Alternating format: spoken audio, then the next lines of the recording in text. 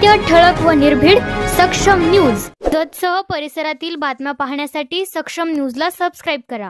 सैन्य दलातून देशसेवा करून सेवानिवृत्त झालेल्या रामपूरमधील जवानाचा जतमध्ये भव्य नागरी सत्कार. पायलने व्यक्त केली आपल्या फौजी वडिलांबद्दलची भावना. जत तालुक्यातील रामपूर येथील हरिबा मारुती ठवरे यांनी भारतीय सैन्य दलात 24 वर्ष सेवा केली. ते हवालदार या पदावर सेवानिवृत्त झाले. सेवानिवृत्त कार्यक्रमाचे आयोजन करण्यात आले होते. यावेळी डॉल्बीच्या आवाजात व फटाक्यांच्या आतषबाजीत रामपूर ते जत शहरातून त्यांची मिरवणूक काढण्यात आली. छत्रपती शिवाजी महाराज चौकात त्यांचे अनेकांनी स्वागत व अभिनंदन केले. तसेच त्यांचा सहकुटुंब नागरी सत्कार शोभा मल्टीपर्पज हॉल राजारामनगर जत या ठिकाणी आयोजित करण्यात आला. कार्यक्रमात सेवानिवृत्त हवालदार हरिबा ठवरे यांच्याविषयी अनेक मान्यवरांनी मनोगत व्यक्त केले. तर त्यांचा सहकुटुंब सत्कार आजी माजी सैनिक संघटना, वेलफेअर असोसिएशन जत व विविध संघटना, गावचे नागरिक, मित्र परिवाराने सत्कार केला. यावेळी पायल ठवरे, सुनंदा ठवरे, रामपूरचे सरपंच मारुती पवार यांनी आपले मत मांडले. चला तर मग पाहूया.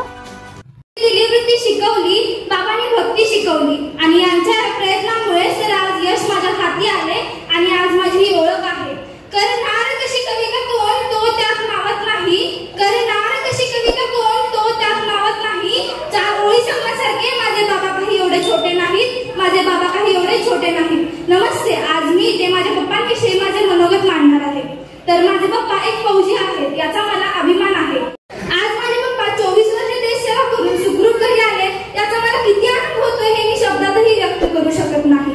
सोन्याचं चाफ्याचं फुल त्याचं गोंड कुठं मावत नाही, सोन्याचं चाफ्याचं फुल त्याचं गोंड कुठं मावत नाही. बापा नावाच्या देवाचं ठाम काही लागत नाही, बापा नावाच्या देवाचं ठाम काही लागत नाही.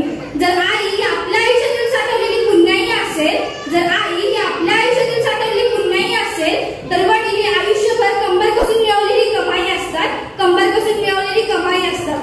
संत महात्मा यांनी आईचं वर्णन केलं. साने गुरुजींनाही त्यांची आई दिसली, पण वडिलांचं मात्र काय, त्यांच्याबद्दल तरी कोणीच काही बोलत नाही.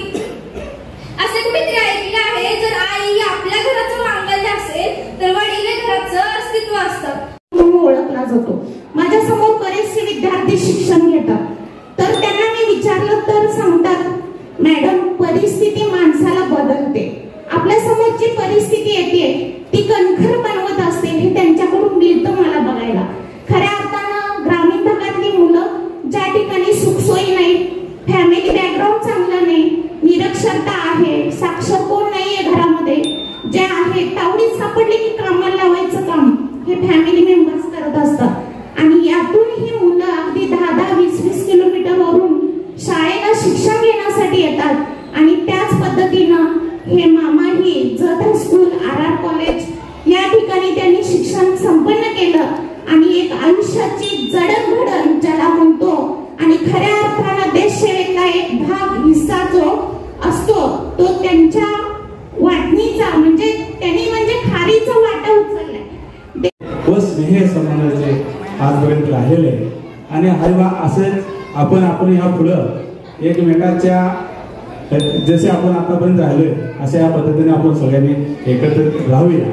आणि आपण सगळी त्या ठिकाणी हरिबाचा सभापतीचा सत्कार करण्यास आमच्या विनंतीला मानून आपण सगळे आला त्याबद्दल मी आपल्या सर्वांचं परत एकदा आभार मानतो.